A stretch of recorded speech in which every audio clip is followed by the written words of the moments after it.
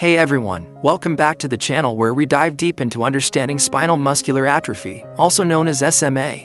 If you're new here, don't forget to subscribe and hit that bell so you never miss a video on SMA awareness and education. Today, we're answering a question that comes up more often than you might think. Does SMA impact your ability to speak? At first glance, SMA is mostly known for its effects on muscle strength and movement. But speaking isn't just about using your voice, it's a complex activity involving dozens of muscles working together in harmony.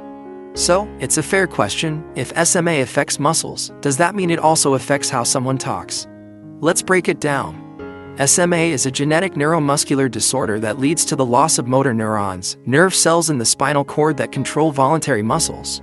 When these motor neurons are damaged or missing, muscles weaken and shrink over time, especially those used for activities like walking, sitting, or even breathing. However, SMA does not affect a person's intelligence or ability to think.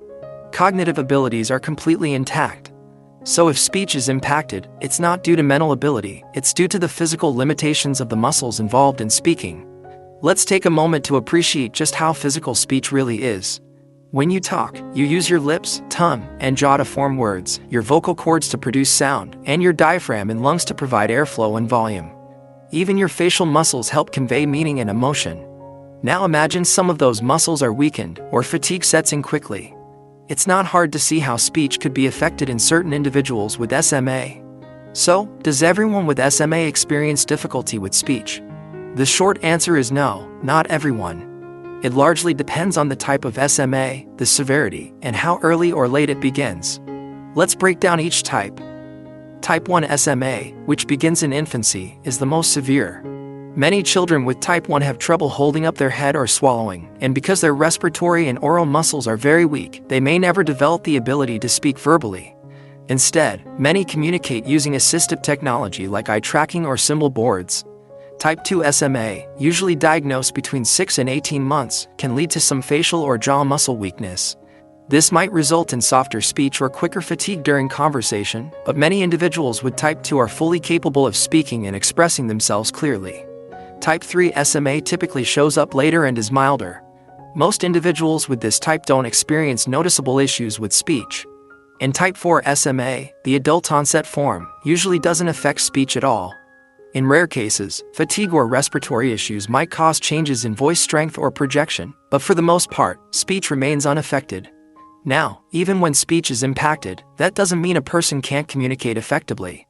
Some of the speech-related challenges individuals with SMA might experience include a weak or soft voice due to low lung capacity, slurred or unclear speech, especially if facial or tongue muscles are involved, difficulty talking for extended periods due to fatigue, limited vocal pitch and volume, depending on breath control, and in young children, delayed speech development if motor issues are significant.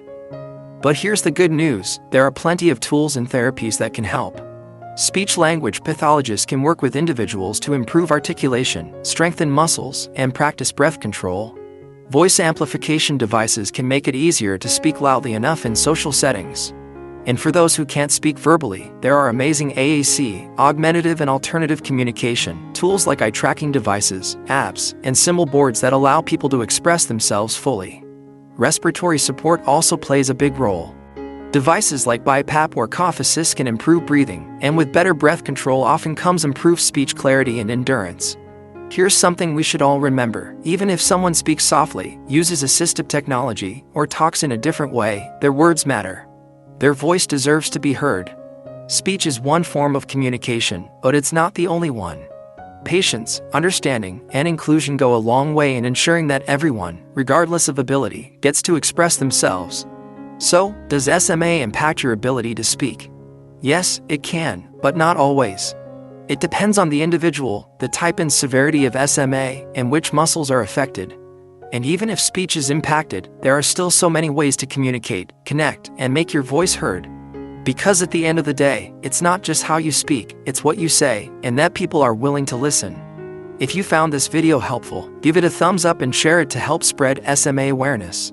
And if you have a question you'd like us to answer in a future video, drop it in the comments below.